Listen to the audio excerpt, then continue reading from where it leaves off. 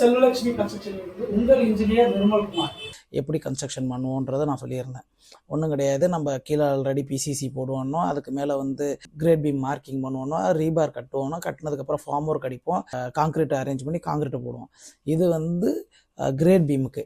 இப்போ அப்படியே காலம் அதுக்கு இந்த கிரேட் பீமுக்கு மேலே ஆல்ரெடி நமக்கு வந்து ரைட் ஆங்கிள் ட்ரையாங்கிளில் வந்து மூலமட்டம் பார்த்து வச்சுருப்போம். அதில் திரும்பியும் பொசிஷன் பண்ணுறோம் காலத்தோட சைஸுக்கு நம்ம ஷூ மார்க் பண்ணுறோம், மார்க் பண்ணி ஷூ போடுறோம், காலத்தை ரைஸ் பண்ணி எவ்வளோ ஹைட்டு தேவையோ நமக்கு அந்த ஹைட்டுக்கு காலத்தை நிப்பாட்டிக்கிறோம். பேஸ்மெண்ட்டோட ஹைட்டு எவ்வளவோ அவ்வளோதுக்கு கொண்டாந்து நிப்பாட்டிடுறோம். காங்கிட்டு போட்டோன்னா ஃபார்ம் ஒர்க் ரிமூவ் பண்ணுறாங்க, ஃபார்ம் ஒர்க் ரிமூவ் பண்ணோன்னே க்யூரிங் பண்ணுறாங்க, க்யூரிங் பண்ணோன்னே பார்த்தீங்கன்னா பிரிக் ஒர்க் ஸ்டார்ட் பண்ணுவாங்க.